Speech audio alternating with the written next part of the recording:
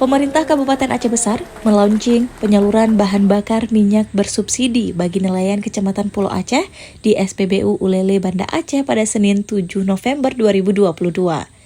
PJ Bupati Aceh Besar Muhammad Iswanto mengatakan, dengan adanya penambahan kuota BBM bersubsidi, diharapkan para nelayan dapat beraktivitas melaut dengan lancar demi mencari nafkah. Hal ini sekaligus menjadi jawaban atas kendala operasional nelayan Pulau Aceh selama ini. Selain itu, penambahan kuota BBM itu juga sebagai langkah untuk menekan laju inflasi akibat kenaikan BBM sebelumnya.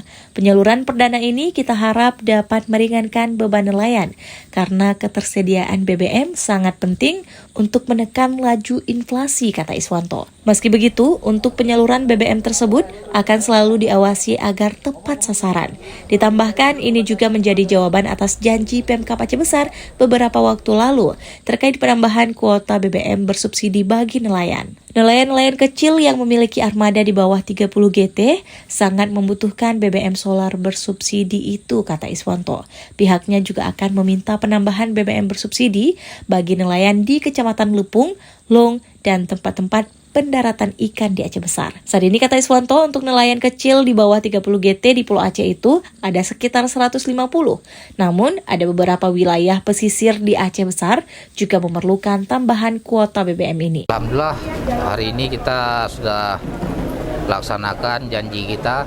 Beberapa waktu yang lalu kita berusaha dengan Dinas Perikanan Provinsi, Dinas Perikanan Kabupaten Aceh Besar, karena sejak kenaikan BBM kemarin, khususnya solar, ya nelayan kecil, khususnya yang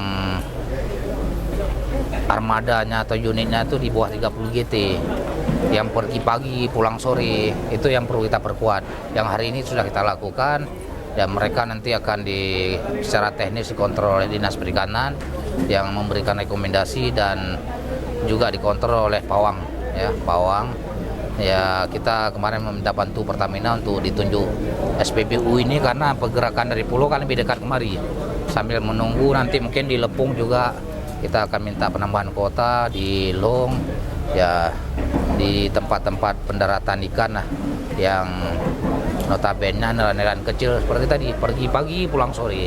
Itu yang perlu kita perkuat. Sedangkan bot-bot yang di atas 30 GT kita rasa belum nggak usah kita perkuat dulu karena mereka kan secara ekonomi memang sudah mapan ya. Tapi inilah nelayan-nelayan kecil seperti ini, dan insya Allah ini menjadi role model bagi kabupaten kota. Kemarin kita juga sudah laporkan ke Kemendagri mengapresiasi pada kita satu langkah maju untuk menekan inflasi akibat kenaikan BBM.